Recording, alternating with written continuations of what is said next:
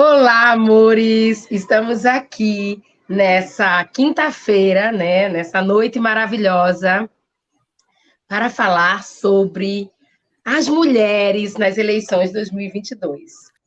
Elas representam, não é? 52,65% do eleitorado. Mas, historicamente, nós sabemos que os homens sempre dominaram o poder no Brasil, seja no legislativo, no executivo ou até mesmo no judiciário. A única mulher eleita presidenta da República, a Dilma Rousseff, não pôde cumprir o seu segundo mandato. Vítima de um golpe, né? Um golpe covarde, na época apresentado como impeachment, e nos dias atuais, ninguém consegue, em sã consciência, sustentar que foi impeachment, uma vez que todos os processos envolvendo as tais pedaladas foram arquivadas. Para falar sobre a mulher na política, sobre isso e muito mais, eu estou aqui hoje com a Ângela Carrato, essa mulher maravilhosa. Vem cá, Ângela. Eita, tá boa, querida. Prazer e honra estar aqui no seu programa. Muito feliz mesmo. Ângela, eu vou te dizer uma coisa, eu estou muito feliz de estar aqui com você, é uma honra nossa, né? Lembrando que estamos aqui no canal do Coletivo Alvorada, mas eu faço um convite também para que todos venham ao canal Thay Araújo e possam participar, se inscrever, comentar, partilhar, né? E a Ângela, é tão interessante, né? Porque as eleições foi domingo, né? A eleição.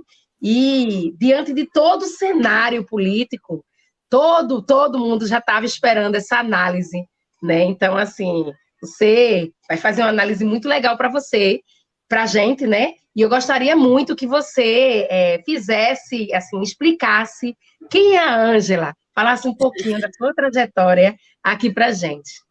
Nossa, essa pergunta eu não esperava. Eu estava esperando falar de outras pessoas, de outros. Mas, enfim, vamos lá. Olha só, quem sou eu? Né? Eu nasci em Belo Horizonte, a minha formação é em jornalismo, comunicação.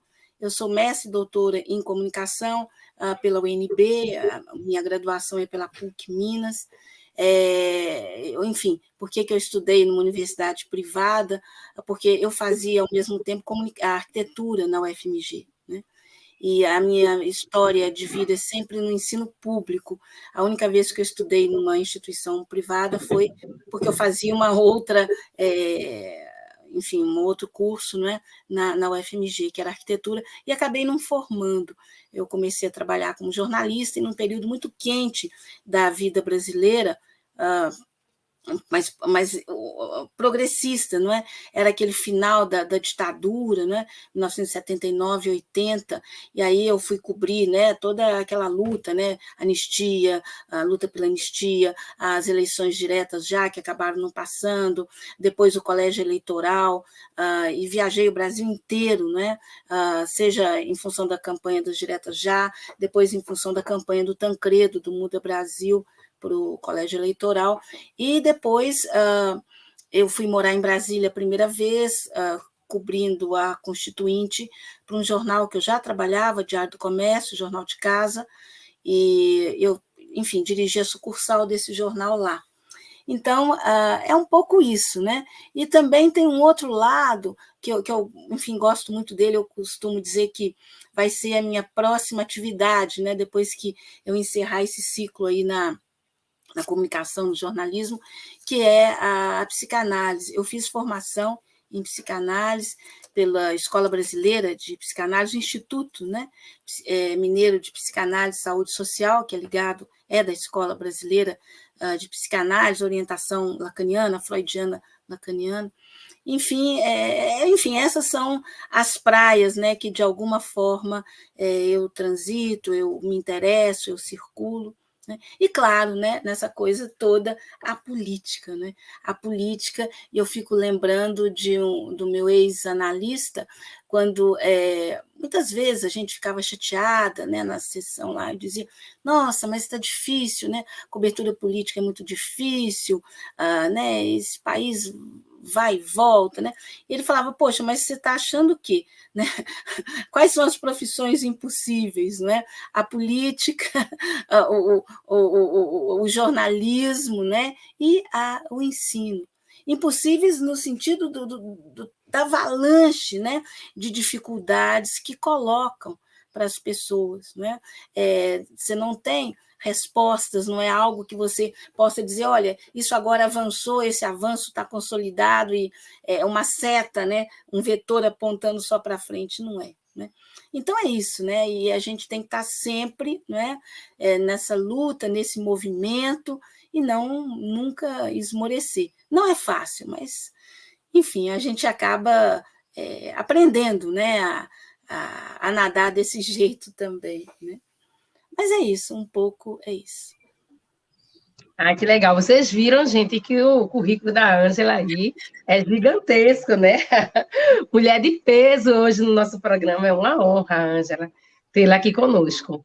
Mas, assim, a gente sabe também que é muito retrocesso, né? Um cenário, é mais um retrocesso para o nosso país. E diante de todos os retrocessos históricos que nós já passamos. E aí, Ângela, como, né? Diante desse quadro que é tão complexo, qual o balanço que podemos fazer, né, da participação de nós que somos mulheres nas eleições de 2022? Olha, Thay, assim, essa pergunta ela é muito interessante porque eu acho que tem várias formas da gente fazer esse balanço. Né? A primeira delas é do ponto de vista, digamos assim, quantitativo. E aí, do ponto de vista quantitativo, eu diria que, sem dúvida, nós, mulheres, tivemos um avanço bastante significativo. Por exemplo, né, vamos pegar aqui a Assembleia Legislativa de Minas Gerais, que está mais próximo, né, de nós. A Assembleia ela teve uma eleição de 15 deputadas, é um recorde histórico, né? Toda a história aqui do Legislativo Mineiro. O maior número de deputadas eleitas tinha acontecido em 2002, 11, né? Vamos lembrar que 2002 foi a primeira eleição do Lula, né? Depois, em 2018, né, já naquela eleição esquisitíssima em que o Lula foi proibido, né, foi preso para, enfim, sem culpa, né, para ser tirado das eleições, 10 mulheres foram eleitas deputadas. E agora a gente tem esse recorde de 15 mulheres, tá? Estou enfatizando só a questão numérica por enquanto. Bom, mas a gente pode argumentar, mesmo do ponto de vista numérico, esse número é um avanço? Mas se a gente pensar que Minas Gerais reproduz, em termos de eleitorado feminino, mais ou menos o que acontece no Brasil, 53%, vamos arredondar, né? Do eleitorado brasileiro são mulheres, e aqui em Minas essa proporção também, essa porcentagem, aí a gente vê que a gente está muito longe ainda. E se a gente pensa, por exemplo, num número que é uma referência internacional para parlamentos, né, parlamentos democráticos, é algo em torno de 24%, 25% de presença de mulheres. Então, claro, avançamos, mas ainda estamos aquém, seja desse número, não é, digamos, razoavelmente aceito no mundo, seja da nossa realidade em que as mulheres nós mulheres somos maioria. Né? Se a gente olha para, eu falei Assembleia, né? Se a gente olha para a Câmara dos Deputados, a representação nossa, né, aumentou de 15% para 17,7%. Foram eleitas 91 parlamentares, dos mais diversos partidos. Né? Ok, esse número também é importante, no total de 513 parlamentares, a partir do ano que vem, da nova legislatura, 91 serão mulheres. Né? E aí é importante a gente destacar, aí se a gente vai para a questão da diversidade também, pela primeira vez, 2 mulheres trans são eleitas. Né, a Duda Salobert, aqui de Minas Gerais, e a Hilton, de São Paulo. Né? E é interessante que as duas são vereadoras, também muito bem votadas, mais votadas, né? Seja em Belo Horizonte, seja em São Paulo, o trabalho delas foi reconhecido, né? Então, essa é uma grande novidade, especialmente quando a gente sabe que a comunidade trans, a comunidade LGBTQIA+, é uma comunidade muito perseguida, é muito alvo de preconceito, especialmente no governo ou no desgoverno do Jair Bolsonaro. Isso tinha mudado, estava mudando, né? Nos governos progressistas de Lula e Dilma, houve, sem dúvida, muito avanço no que diz respeito aos direitos dessa comunidade, mas o Bolsonaro tem feito de tudo e cerceado e reduzido direitos. Aliás, né, se a gente for parar e pensar, é difícil saber, em termos da população brasileira, não estou falando da elite, né, da turma AAA, né, os muito ricos, esses não, mas a maioria da população tem perdido direitos, inclusive o direito à vida, né? E a gente também é importante destacar que, em relação ao Congresso, houve também um aumento de candidatas negras, né? Um aumento de 26% em relação a 2018. Mas os brancos, ou os que se declaram brancos, porque hoje, né, a gente pode declarar, né, continuou sendo a maioria esmagadora. E nisso, num país em que a gente sabe que a maioria é composta por negros, mestiços, né? Então, ainda tem uma visão que eu poderia dizer ainda distorcida, né? Essa subrepresentação, tanto das mulheres quanto dos negros, né? E da comunidade LGBTQIA+. E agora, uma notícia boa é que a gente tem, entre essas 91 mulheres eleitas para o Congresso Nacional, para a Câmara, né, dos Deputados, 3 indígenas, né? Uma delas aqui de Minas, né? A Chacriabá, queridíssima, né? Célia Chacriabá. Então, quer dizer, tem avanços, né? Tem avanços. Agora, quando a gente olha em relação ao Senado, aí a coisa é mais complicada. Por quê? Porque o número de mulheres caiu, né? De 11 para 10. E a gente sabe que no Senado, pela estrutura dele, pela legislação, ele renova 1/3, 2/3. Dessa vez renovou 1/3, né? Então, só 4 mulheres foram eleitas. E aí, ok, né, 4 mulheres, mas aí se a gente entrar não só na questão quantitativa, mas se a gente for olhar quem são essas mulheres, a gente vai ver que não sei se os direitos das mulheres estarão sendo defendidos por a maioria dessas mulheres, que eu vou citar o nome daqui a pouquinho, porque muitas delas, ou pelo menos 2 delas, né, defendem explicitamente uma pauta de redução de direitos para as mulheres. Eu estou falando da Damares Alves, do Republicanos, do Distrito Federal, foi ministra do Bolsonaro. Estou falando da Tereza Cristina, que ela é do PP do Mato Grosso do Sul, também ex-ministra do Bolsonaro, ela da Agricultura, a Damares da Cidadania, né?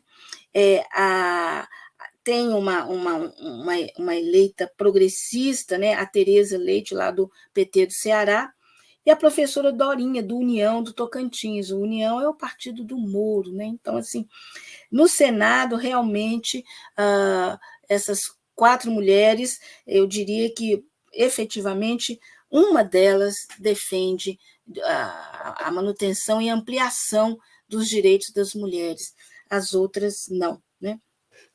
Então, quer dizer, nesse balanço quantitativo, acho que a gente tem sim o que comemorar.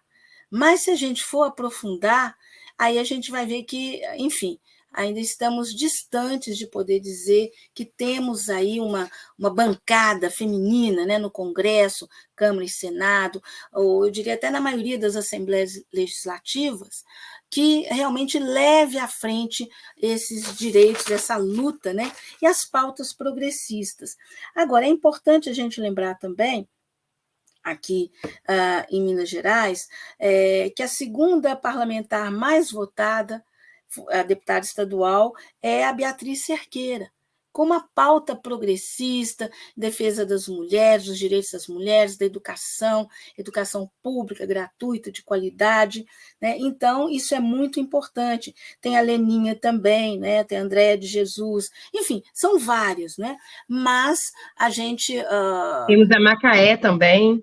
Macaé Evaristo, claro, claro, Isso. né? Mulher negra, comprometidíssima com a educação, foi secretária da educação aqui em Minas Gerais, né? Enfim, a gente tem, sabe, mulheres maravilhosas. Agora, tem também mulheres que vão estar à frente de pautas conservadoríssimas. Por exemplo, eu citei a Damares, e tanto ela, né? Ela já deixou muito claro que um dos pontos essenciais do trabalho dela, e vai servir como uma espécie de orientação para outras mulheres nos legislativos estaduais e tal, é a tal pauta contra a escola, a pauta em defesa da escola sem partido. Ora, a escola sem partido a escola nunca teve partido a não ser o partido do conhecimento, né? O partido da ciência, né? O partido da conscientização. Quem quer fazer escola com partido, né? É Bolsonaro, que é militarizar a educação no Brasil, se possível, segundo ele, em todos os níveis. Né? Então, Até mesmo, né, Angela, porque a escola sem partido, ela tem partido, que é o partido do Bolsonaro. Claro, né? Claro. O Bolsonaro, quando ele toma o partido do negacionismo e tenta colocar isso em pauta em toda a sua administração, a gente viu o estrago, né? Quase 700 mil mortos, né? Que pelo menos metade, um terço dessas mortes não precisavam ter ocorrido. Né? Foram pessoas que morreram por falta de vacina, porque acreditaram nas conversas das ivermectinas, né?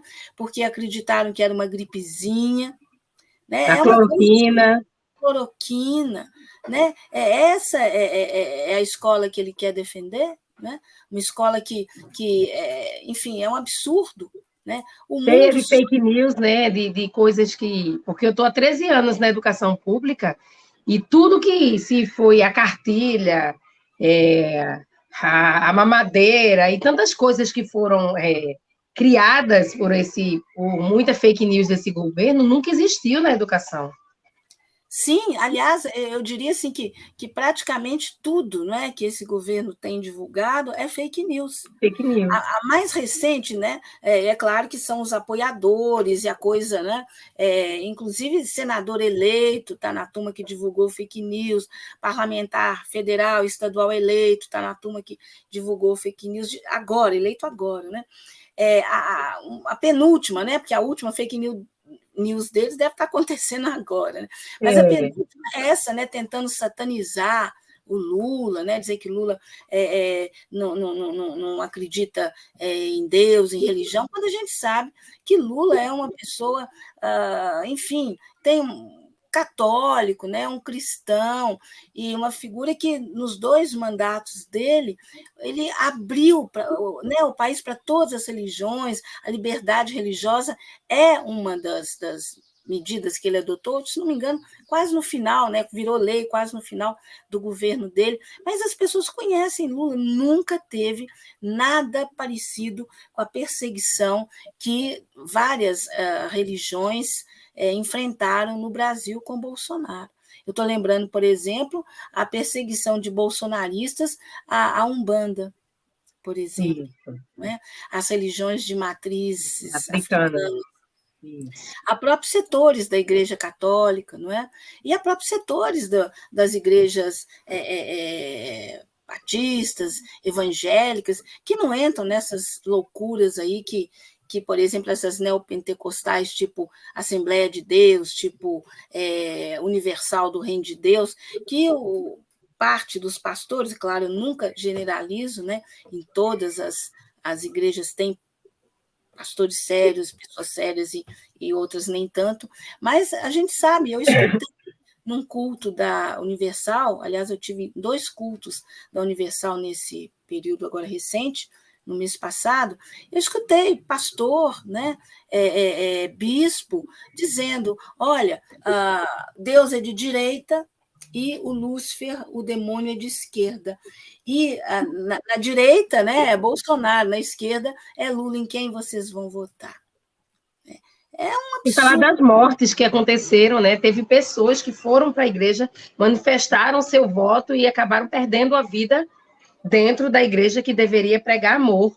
É interessante a gente lembrar também que dia 4 agora foi o dia de São Francisco de Assis. E São Francisco de Assis também foi um preso político. O próprio Jesus Cristo foi morto e executado, né? E para desmistificar toda essa fake news produzida por um senador daqui, ele é daqui, de Vinópolis, sabe, É o Angela? tal da garupa, né? É o tal Da que andou garupa com o sem capacete. Bolsonaro sem capacete, foi na garupa sem capacete, que gosta de fazer showmício, para desmistificar toda essa fake news produzida, o Frei Davi, em São Paulo, recebeu o Lula no dia de São Francisco de Assis, um dia muito simbólico, já que os franciscanos são de luta e resistência e têm um histórico muito lindo, desde a ditadura militar aqui no nosso país, né? Então, eles têm lado, e é bom a gente desmistificar isso, trazendo a palavra de amor, né, de resistência, que o próprio São Francisco de Assis foi um preso político. Jesus Cristo, se aqui tivesse também, estaria sendo crucificado, né, novamente. Então, tem isso. Exato.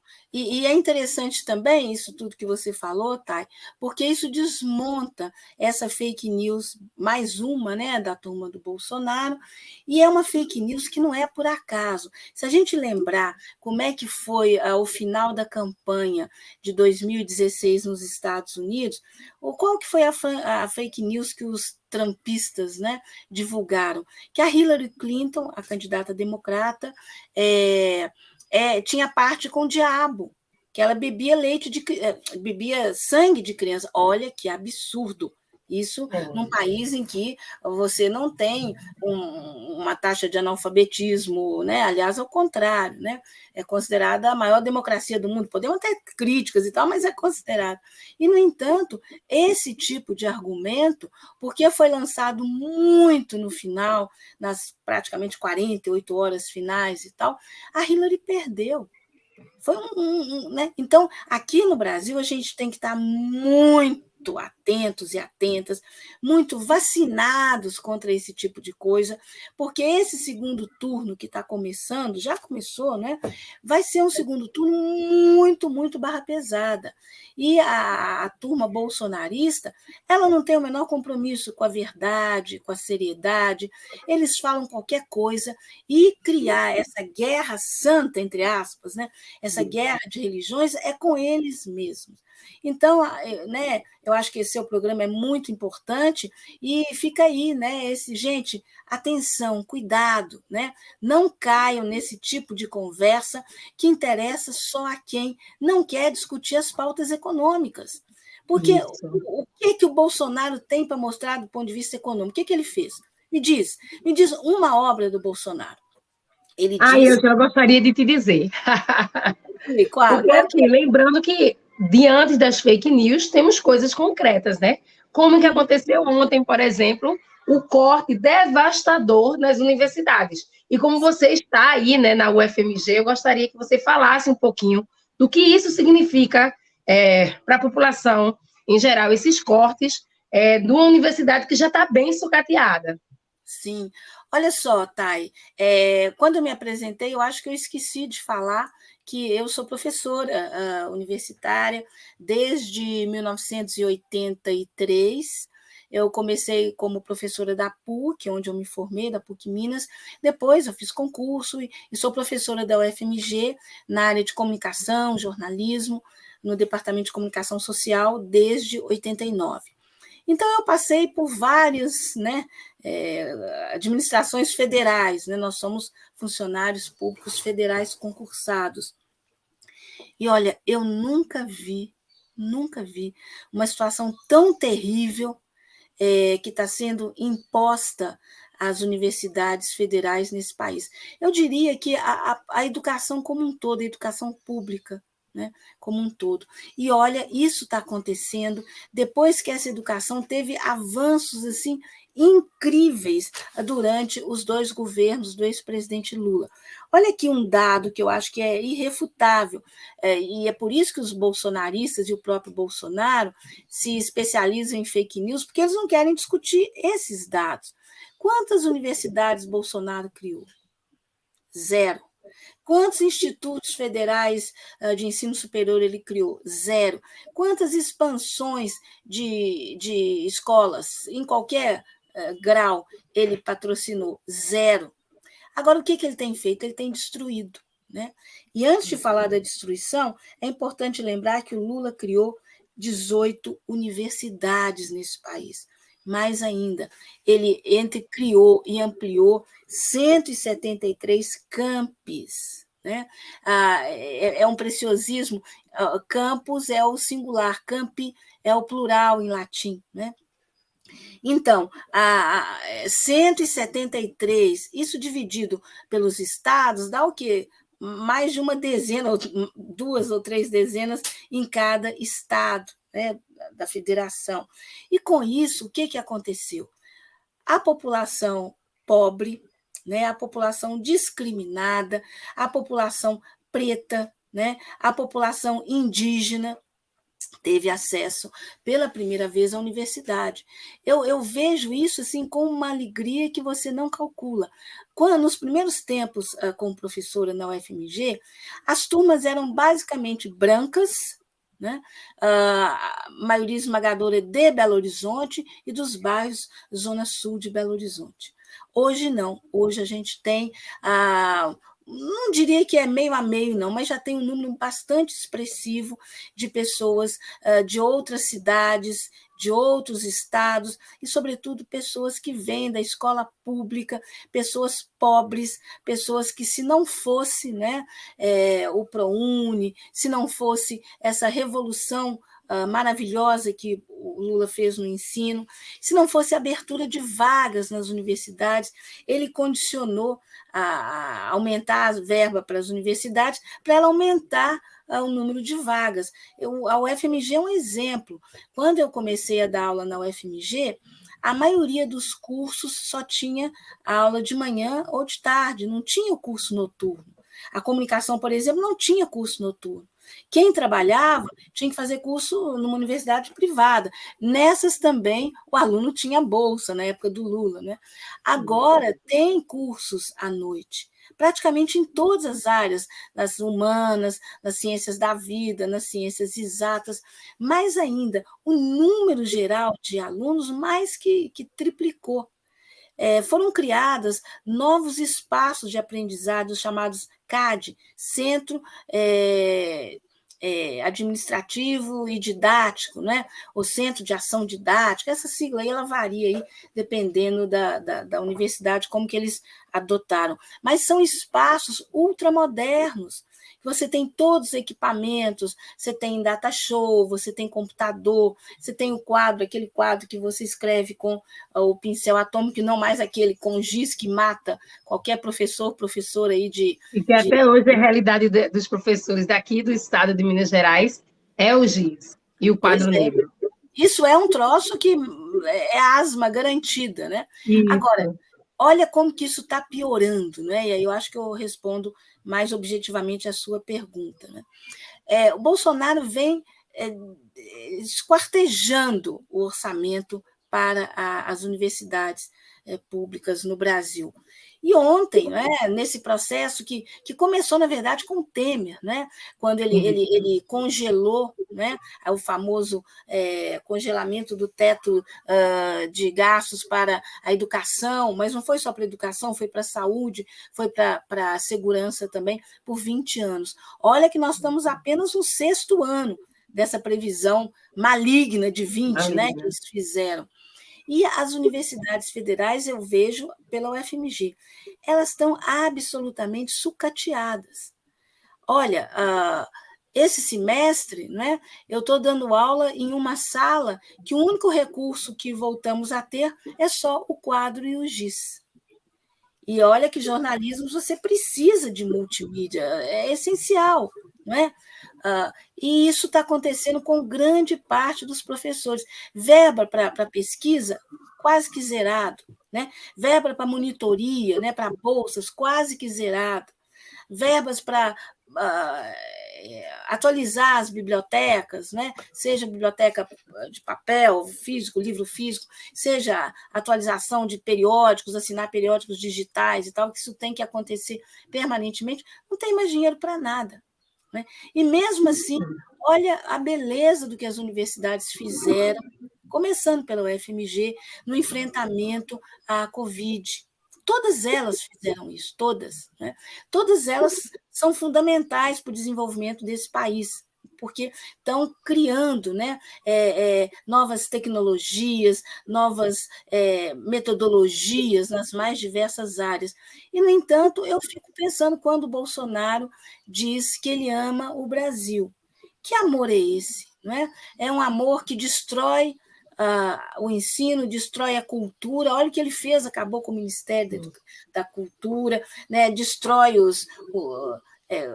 mata de fome, né, os profissionais, grande maioria aí da área cultural, né, e agora está sacrificando também os estudantes de forma muito direta. Eu fico pensando, nesse governo já teve 4 ministros da educação. Um não era brasileiro, outro praticamente não sabia ler nem escrever, o outro era um pastor, e a gente sabe dos absurdos que foram cometidos. A mídia, ela não destaca, ela não mostra, ela noticia muito lateralmente, mas tinha até dinheiro em pneu, né? Na questão do MEC e dos pastores. Isso, né, não é falado. Então, é uma situação muito ruim, né, o que o Bolsonaro está impondo às universidades federais e aos centros de ensino superior públicos no Brasil. Aí a pergunta, né, que eu gostaria de deixar é o que ele quer com isso. Não é? Ele está querendo criar alguma comoção, ele está querendo forçar que os professores entrem em greve, os alunos, para ele tomar alguma medida drástica e dizer que, olha, né, mesmo no estado de emergência, vamos lembrar que estamos no estado de emergência, que ele conseguiu que fosse aprovado para viabilizar aqueles auxílios eleitoreiros, que seriam crimes eleitorais, passível de cassação de mandato e prisão, né, se não fosse esse estado de emergência. Né? E eu fico pensando, ele está querendo tumultuar, não resta dúvida. E está provocando, né, os setores, digamos assim, do conhecimento, do ensino. Né? Qual governante sério no mundo ataca o conhecimento, ataca a educação? Não tem. Não tem. É por isso, né, Thay, que o mundo todo, né, o mundo democrático, está torcendo para a derrota do Bolsonaro. Vamos pegar a revista inglesa The Economist, que é uma revista conservadora, né, neoliberal. O Bolsonaro se diz, né, um neoliberal, um conservador aí na economia também. E ela disse, olha, brasileiros, não reelejam Bolsonaro. Ele é um perigo para o Brasil e ele é um perigo para o mundo.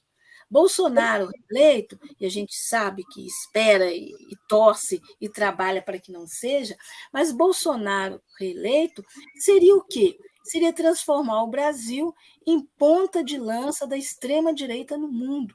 E a gente sabe o que a extrema-direita fez no passado, na Itália e na Alemanha. Jogou o mundo na Segunda Guerra Mundial. Né? É isso que as pessoas que apoiam Bolsonaro estão querendo, né? Estão querendo jogar o Brasil aí numa situação terrível e provocar uma comoção. Bolsonaro falou sobre isso. Enquanto Lula foi para Paulista comemorar a vitória no primeiro turno, né? O que o Bolsonaro fez? Deu uma entrevista em que ele foi, para variar, deseducado com os jornalistas, não tanto como ele normalmente é, mas continuou sendo deseducado, parece que é da natureza dele. E ele tentou atiçar, dizer, não, aqui nós temos que evitar o comunismo, temos que evitar que governos de esquerda cheguem ao poder, como aconteceu no Peru, no Chile, na Colômbia, ou seja, tentando alimentar medo, criar confusão. Então, o ódio. O ódio. Aumentar também a fome e a miséria, né? Porque eu acredito que o que o Bolsonaro quer é a escravidão moderna.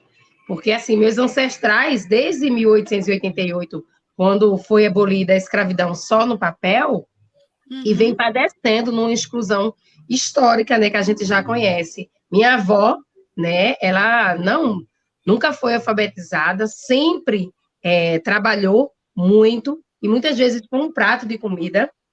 Minha mãe também, e olha que minha mãe é, assim, relativamente até uma pessoa até jovem, né, se a gente for é, pegar o âmbito, assim, idade e tudo mais, minha mãe é uma mulher jovem, né, de quase 60 anos aí, e aí ela também não teve acesso nenhum à educação. Eu fui a única pessoa da minha família, a primeira pessoa, né, na verdade, a entrar dentro de uma universidade e a romper com todo esse paradigma, né, de pobreza, de miséria, de exclusão.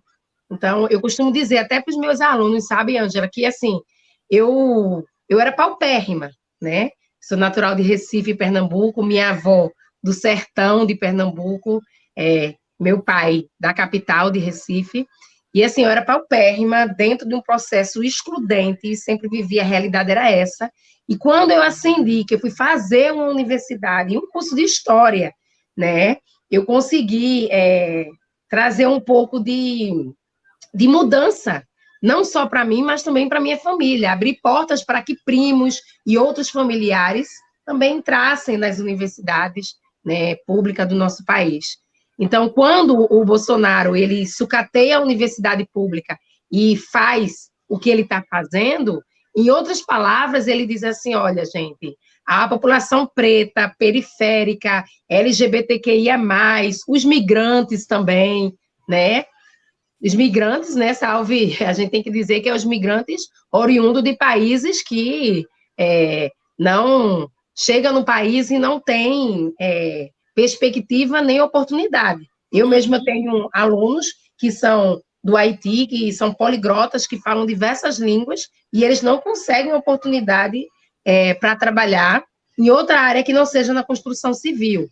Então, assim, quando o Bolsonaro toma esse tipo de atitude, ele está querendo dizer: eu quero a miséria, a pobreza e eu quero a escravidão moderna. Eu quero pessoas que não tenham acesso à universidade, eu quero pessoas que fiquem sem direitos trabalhistas em trabalhos que vão, praticamente, eles vão morrer ali e os filhos vão vir e vão também morrer ali. E é um ciclo vicioso de pobreza e exclusão que a gente precisa, né, combater. Sim, você disse tudo, Thay, porque, olha, vamos lembrar, né? A primeira mulher presidente da República, como você, presidenta, né? Como você muito bem destacou no começo da sua fala, na abertura do programa, foi a Dilma Rousseff, foi eleita, reeleita, e essa elite patriarcal, machista, absolutamente que acha que ainda existe senzala, não é? Derrubou.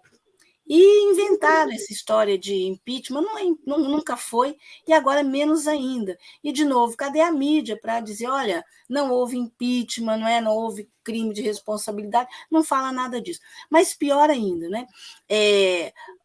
O governo, né, golpista o vice da Dilma, né, o Temer, além da primeira medida dele ser colocar a nova proposta para o ensino médio, que foi aprovada, e que tira, né, praticamente todas as disciplinas, fica obrigatória só português, matemática e inglês. Né?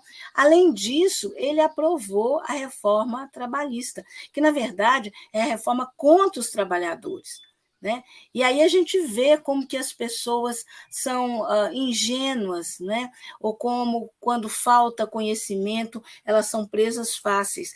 A gente vê muito motoboy trabalhando aí o dia inteiro, não tem tempo para comer, come quase que dirigindo, avança sinal porque tem meta para entregar o produto, né?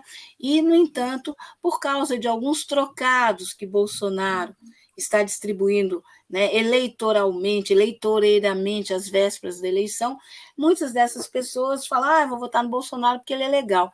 Legal como, companheiro? Se não te permite acesso à educação, o trabalho é de péssima qualidade, sem direito nenhum. Esses entregadores, né, com moto, se tiverem algum acidente, perderem a moto, eles estão lascados, e se perderem a vida ou ficarem paraplégicos, eu conheço 2, inclusive, uma dó, né?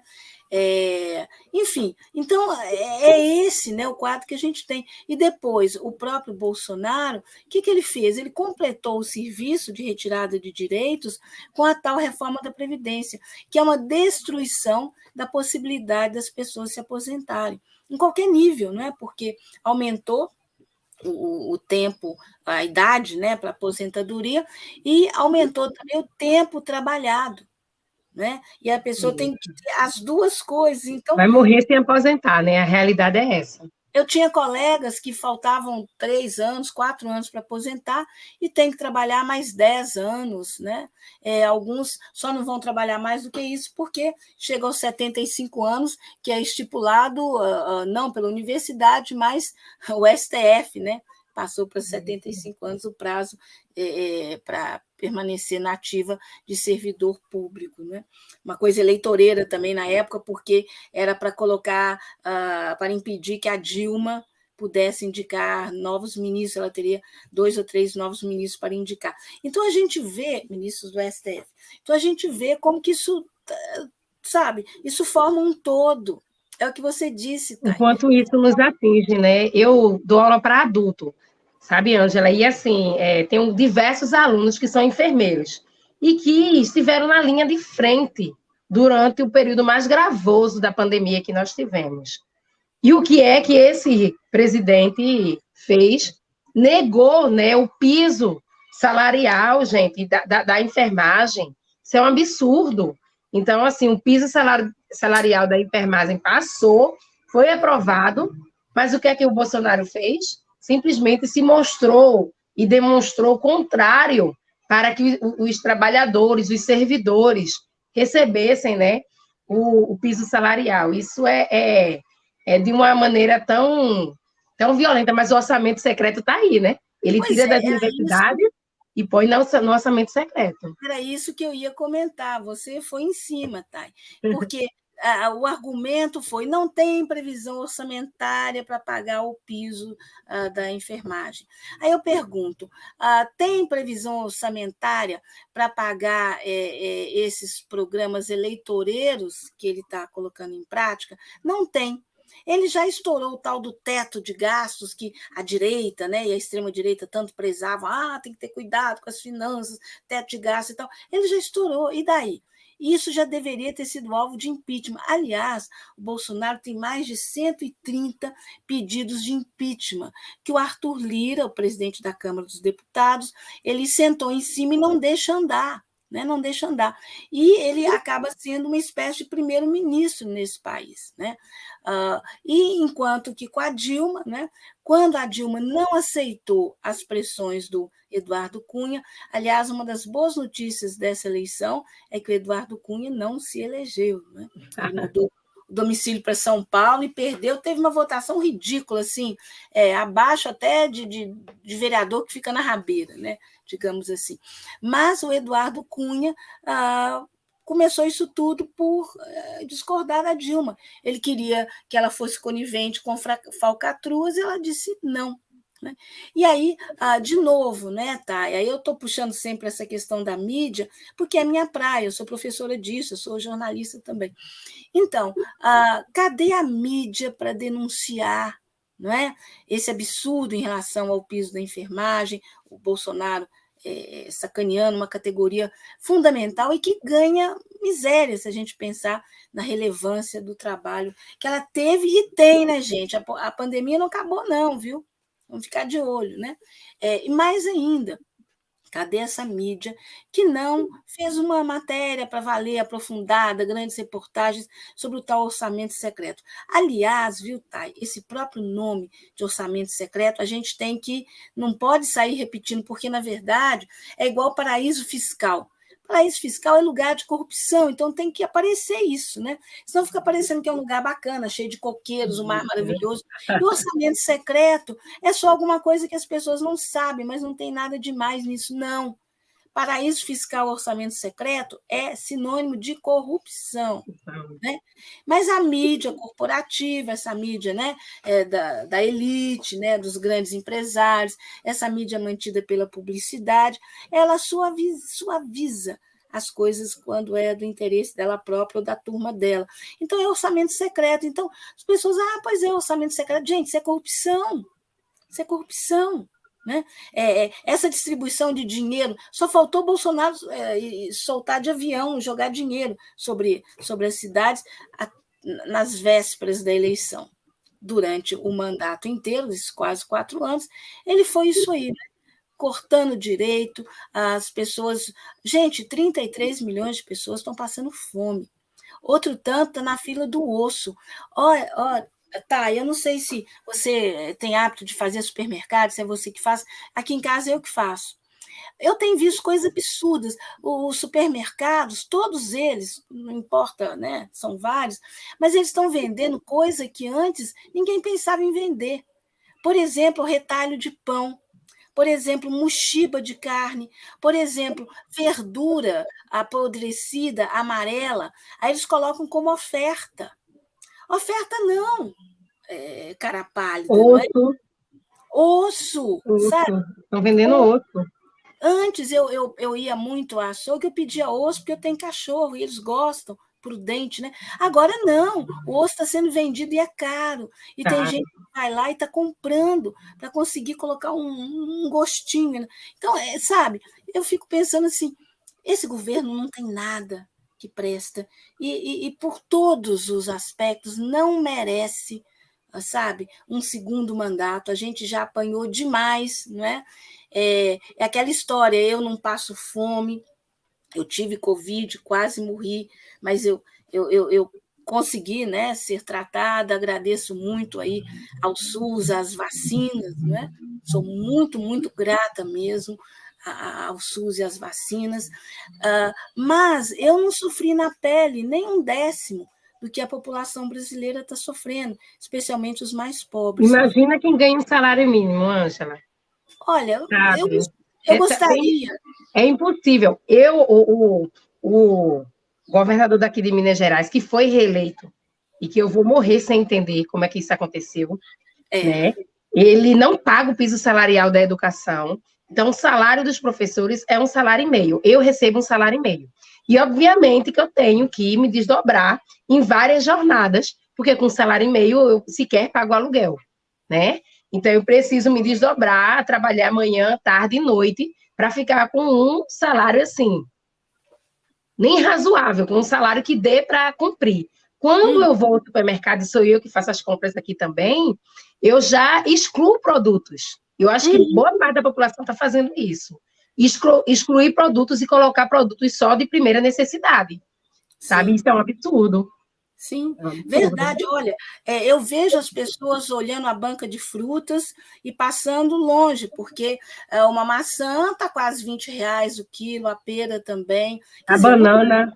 A banana, caríssimo. Gente, o Brasil, né, é conhecido mundialmente pela produção de bananas. Né? Então, quer dizer, é um absurdo o que fizeram desse país. E iogurte? Jesus do céu. Eu aprendi a fazer em casa, estou fazendo caseiro. Porque não tem condições de uma coisa dessa. Tá caríssimo, tudo ligado a leite, laticínios, né?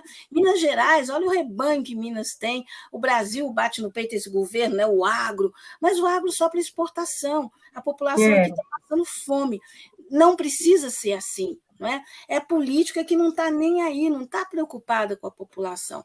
Então, eu acho que nesse segundo turno, a população tem que prestar muita atenção, né, no que está acontecendo, cuidado com as fake news, que vão vir as mais absurdas, e sempre desviando o foco, em vez de discutir aquilo que é interessante, importante para a vida das pessoas, vem essa discussão, por exemplo, você tem, na escola tem banheiro unissex ou é banheiro... Eu pergunto o seguinte, na casa de 99,9% dos brasileiros tem um banheiro só, e daí? E daí? Qual que é o problema? Não é? Ou seja, são falsas questões para desviar das questões Tirar do importantes. foco principal. Tirar do foco. O foco é: a sua vida melhorou ou piorou com o governo Bolsonaro? Responde com sinceridade. Com sinceridade. Eu acredito que para os supermilionários melhorou sim. A gente sabe que tem fila de encomendas para comprar jatos executivos no Brasil. Tem filas de encomenda para os carros de luxo no Brasil. Mas isso é o quê? 3% da população. Né? Tem uma classe média aí, metida besta, que acha que é rica, né? Que acha que comprando um apartamento à prestação e comprando um carro em 72 vezes é milionária, né? E a grande maioria da população está aí nessa peleja. Então, gente, não se deixe enganar. Presta atenção, né? Não se trata de uma eleição qualquer, é a eleição mais importante desde 1989, quando, digamos, a primeira eleição no pós-democratização do país, primeira eleição direta, não é? E lá fizemos, né, aquela bobagem, né? Não eu especificamente, e não sei se você já votou naquela época, mas elegeram um Collor, que foi um absurdo, né? Mas, enfim, eu acho que a população brasileira tem uma referência muito grande, que são os 2 governos do ex-presidente Lula, e não vai deixar se enganar por esses impostores, né, que, na verdade, falam, né, porque a gente tem compromisso com o povo, tá ok, né, comprando 101 imóveis, a maior parte com dinheiro vivo. Quantos de nós tem um imóvel sequer e quantos comprou com dinheiro vivo? Tem alguma coisa esquisita nisso. Quem compra com dinheiro vivo? Quem compra com dinheiro vivo é quem quer esconder a origem do dinheiro, né? Quem está ligado a milícias. Então, tem muitos elementos, né, Thay? Tem muita hipocrisia envolvida, né? Porque ele se diz a favor da família, mas assim, de qual família? Que ele já vem aí de vários casamentos, né? E aí ele fala a favor da família, mas ele é a favor da família dele. Porque, sim, assim, ele fala de religião, outro dia mesmo ele estava na maçonaria, depois uns evangélicos, depois eles pegam alguns padres católicos que não sei por que cargas d'água ainda insiste em apoiá-lo, né? Padre de extrema-direita é muito contraditório, né? Mas existe. Então, assim, a família que ele tanto prega, a família não existe isso, é muita hipocrisia, né? Tem até dados aí de violência, né? Ele não só violenta as mulheres no Brasil com sua fala, quando ele foi desrespeitoso com a então presidenta da República, a Dilma Rousseff, quando ele foi desrespeitoso também com a Miriam Leitão, não é? A jornalista que ele falou que só não violentaria ela porque ela seria feia, não foi essa? Não, aí assim, na verdade, ele foi cruel com a jornalista porque ela foi torturada. E a questão do violentar porque era feia foi com a deputada Maria do Rosário. Maria do Rosário, isso. Aliás, não é feia, né? Ela é belíssima. Belíssima, feio é ele. Por fora, né? Isso. Mas aquele conceito machista, né? Aquela coisa horrorosa de dizer assim, você quer tirar o crédito de uma mulher, então você já vai na estética e já fala que a pessoa é feia, sabe? Então, assim, machista, patriarcal, essa cultura machista que nos oprime. Então, assim, ele é machista, xenofóbico, homofóbico. Ele recentemente falou que o Nordeste não sabe votar, que o Lula ganhou no Nordeste esmagadoramente, né? Em regiões, em estados no Nordeste, exatamente porque a população nordestina é burra, né? Então, assim, ainda é xenofóbico. Perigosa, não é? É uma tentativa de jogar brasileiro contra brasileiro. Contra brasileiro, isso. Até dividir o país. É um negócio assim, você vê que não é uma pessoa do bem. Agora, você falou... em serviços públicos. Ângela, meu pai, ele é deficiente visual. E ele não nasceu deficiente visual. Ele ficou deficiente visual devido à falta de políticas públicas, sabe? Então, assim, ele precisou fazer uma cirurgia, juntando o patrimônio da família todinha, não dava nenhum sinal para ele fazer a cirurgia, e por conta que o SUS está sucateado, é muito moroso o processo para fazer cirurgias, ele acabou perdendo a visão numa cirurgia extremamente simples, que as pessoas que têm dinheiro nem perdem a visão pela a dificuldade que ele teve, sabe? Então, assim, quando ele vem sucateando a saúde pública, sucateando o SUS, sucateando as universidades públicas, sucateando a educação pública brasileira, ele simplesmente deixa, né, a mercê a população periférica, porque somos nós que vamos perder membros, somos nós que vamos ficar deficientes em algum momento da vida por falta de políticas públicas. Então, a gente tem que perceber, principalmente a população periférica e a classe média. Se você tem aí até 10 salários mínimos, se considere pobre. Porque na hora que o cinto aperta, né, na hora que o estado mínimo acontece, você também vai baixar muito o seu padrão de vida. Claro. A gente tem que lembrar isso. Mas olha como que eles conseguem desviar a discussão desses pontos essenciais que você está colocando, Thay. Lembra naquele último debate na Globo? Eu não vou nem falar dos outros debates, todos foram horrorosos, né? Todos eles eram todos contra o Lula e tal. Mas nesse da Globo me chamou muita atenção a presença daquele padre fake. Né? Nenhuma religião, nem católica, nem ortodoxa, nem batista, nenhuma reconhece ele como membro da religião. Mas qual que era o papel dele ali? O papel dele era funcionar como linha auxiliar do Bolsonaro e detonar, não é, criar uma confusão na cabeça dos católicos, dos ortodoxos, né? Porque ele foi para cima do Lula com fake news. Né? Com fake news. Então, as pessoas, de novo, né? Eu já falei no começo do programa sobre isso, agora que a gente está praticamente no final, né? Eu acredito que é importante recolocar também, frisar muito isso. Gente, presta atenção. A Thay acabou de falar, presta atenção, não é? O Brasil é um país com um potencial enorme. Mas, se esse potencial não for cultivado, não tiver apoio, e aí é educação, é saúde, é trabalho, geração de emprego, apoio à ciência, não é? Nós vamos continuar patinando. Nós caímos, com o Lula nós chegamos a 6º país mais desenvolvido do mundo. Atualmente nós estamos no 13º país, e caindo.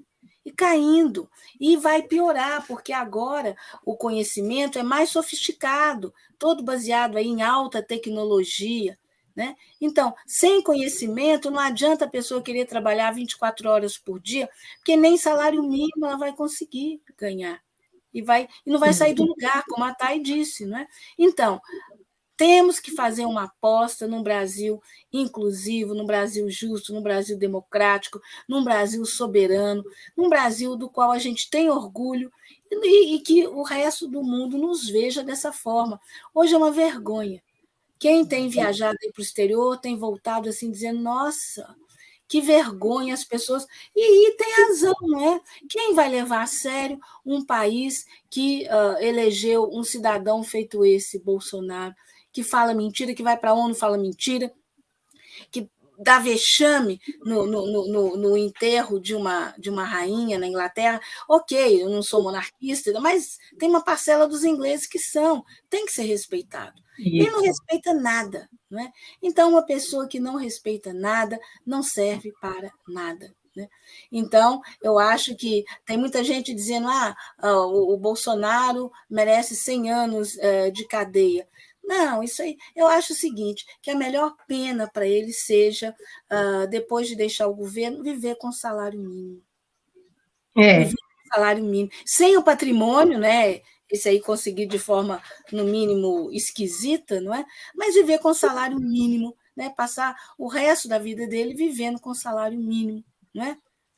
Eu acho que é o que toda a população, né, periférica vive. Exato. Exato. E, no entanto, né, ele, os filhos, ele fala em política, porque política, não gosta de política, mas a família toda é pendurada na política, toda. Os filhos todos, né? Só a menina que é novinha, não tem idade, né? coitada, né? Assim, tenho pena daquela menina, mas enfim.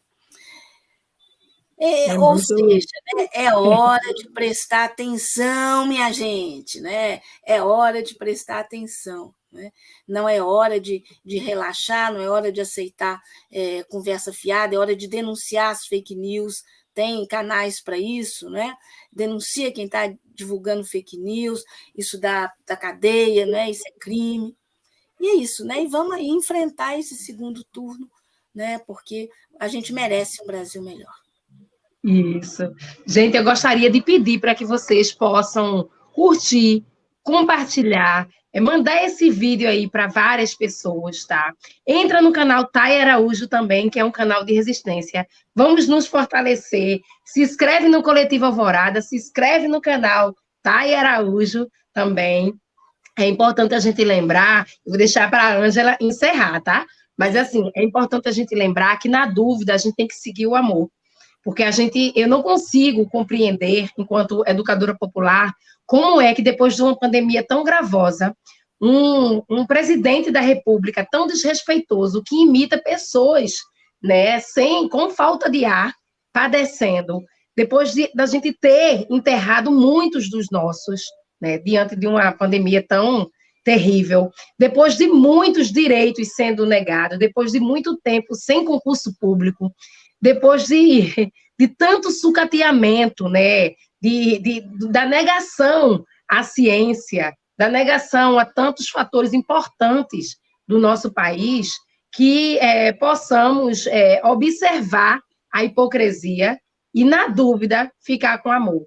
Eu agradeço muito a você, Ângela, querida, e eu gostaria que você desse uma palavra de esperança, concluísse, e a palavra agora é toda sua. Cheiro, eu gostaria de mandar um cheiro especial para Dilma, que gravou para mim quando eu estive, né, candidata a deputada estadual por Minas Gerais. A Dilma, um amor de pessoa, gravou para mim, falando, né, e pedindo para que as pessoas votassem em mim, e eu tenho muito a agradecê-la. Cheiro para você, Dilma, nossa única presidenta até hoje, e a pessoa que eu tenho profunda admiração. Muito obrigada, Ângela, querida. Assim, a sua vinda no programa, gostaria que você viesse mais vezes, porque você tem uma bagagem muito grande e pode estar aqui sempre conosco.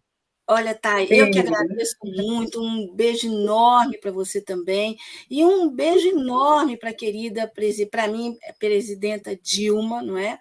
Mulher injustiçada, quando a gente está aí comemorando o avanço das mulheres, né, na representação aí, seja no Legislativo Estadual, seja no Congresso, né, ou mesmo em alguns outros setores, governos de Estado, a gente não pode esquecer nunca que nós tivemos uma mulher eleita e reeleita, e que pelo machismo, pelo preconceito, pelo reacionarismo, pela mentira, ela foi retirada do poder. Né? E a gente não pode permitir que essa mentira vença de novo. Essa mentira venceu 2 vezes, gente. Ela venceu na derrubada da Dilma, em 2018, foi mentira pura, né? E depois venceu em 2016, desculpa, no caso da Dilma, e depois em 2018, com a prisão também baseada em mentira do ex-presidente Lula, só para tirar ele da eleição, e para depois ter argumento para dizer, é um ex-presidiário. Mandela é ex-presidiário. O próprio Jesus, né? Ele foi preso ao lado de aspas, ladrões. Né? Então, a gente não pode cair em mentiras novamente. Né? Vamos comparar, compara o que Lula fez nos seus 2 governos e o que Bolsonaro fez nesse, eu prefiro até chamar de desgoverno, não dá para chamar isso de governo. Pensa, sua vida melhorou ou piorou? O que você tinha antes e o que você tem agora? O que você perdeu? As pessoas em volta de você, elas perderam o quê? E toda essa conversa, né, essas fake news, capeta, banheiro unissex, isso tudo é para desviar a atenção. O foco é a condição de vida. Segue isso, né? Presta atenção nessa questão. Sua vida melhorou ou piorou? Né? Os seus vizinhos, a sua família. Eu tenho ex-alunos, né, que formaram em engenharia, em várias áreas, porque eu dou aula também para o ciclo básico de ciências humanas, não é só para o jornalismo, não. E antes eles tinham pequenas empresas de engenharia, hoje alguns deles estão pilotando Uber. Então, o governo Lula, né, o filho do pobre virou engenheiro, virou médico, virou cientista, o que quis ser. No governo Bolsonaro, além do filho do pobre estar aí com 1000 dificuldades para ter acesso a tudo, né, aqueles que estavam, né, começando na vida estão aí pilotando Uber ou enfrentando o trânsito, enfrentando acidentes como entregadores de moto. Então, é muito fácil a escolha, gente. Nunca foi tão fácil. Pensa nisso, porque errar dessa vez pode ser fatal. É isso. Muito obrigada, Thay. Parabéns pelo seu programa. Eu vou me inscrever no seu canal, faço questão. Estamos juntas, querida. E é isso aí. Gratidão, gente. Cheiro, Ângela, cheiro para todos do Coletivo Alvorada, para todos do canal Thay Araújo, para todos que ficaram aqui assistindo e que vão compartilhar, curtir, comentar. Seguiremos na luta e Lula vai estar aqui domingo, hein, gente? Aqui em Belo Horizonte. Exatamente. De manhã, fazendo uma belíssima caminhada e todo mundo com Lula. Beijo. Vem conosco. Obrigada. Cheiro para vocês. Tchau, gente. Com Deus. Tchau, tchau.